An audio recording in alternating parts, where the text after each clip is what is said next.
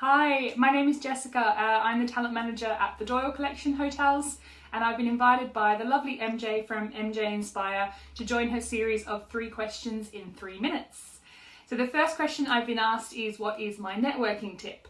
And my top tip for networking would be to not leave it at just a nice conversation and to follow up. When you've met someone out, whether that be at a networking function, a gala dinner, just crossed paths at an event, then I would recommend to follow up with them either via LinkedIn or via an email and remind them a little bit about the conversation that you had. Remind them of why you had a really good chat or what made you click. So whether that be sending them through a link for a great new restaurant in town, or a gin recipe that you've come across, or perhaps an article that you've discussed at length the night before, then keep that conversation fresh in their mind by dropping them a note as well to follow up afterwards.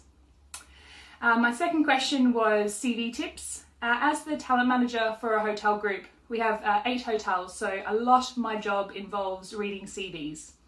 On a busy week, that could be 800 to 1,000 CVs we receive a week, so I do see a lot of them. So I have to admit, I couldn't get it down to just one tip, so I have 3 quick tips. So my first tip in terms of your CV is to keep it simple. If you're just new to the industry, 1 page is sufficient. If you've been in the industry a couple of years, 2 pages or 3 pages at the absolute most for your CV.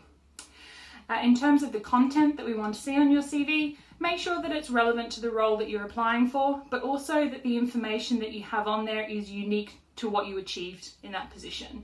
You could list all the job roles that you had as a waiter or receptionist or an assistant manager, but most people in the industry will know the types of things that you did in that position. What we'd love to see is your achievements. Were you recognised as Ambassador of the Month? Were you rewarded for having an absolutely amazing mystery guest score? So talk about the achievements that you had as well as the day-to-day responsibilities.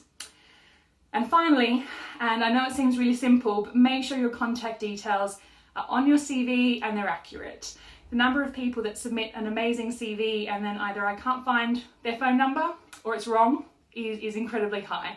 So while it sounds simple and a bit silly, I do recommend that before you send your CV through to anyone, make sure your contact details are on the top of your CV and they're correct. Third question I was asked was in terms of my favourite book, and as an avid reader I did struggle a little bit to choose, but I brought it here for you today, and that is Bill Bryson's Down Under. Proud Aussie, and this is an amazing travelogue. It's like an ode to Australia. I highly recommend that everyone reads it.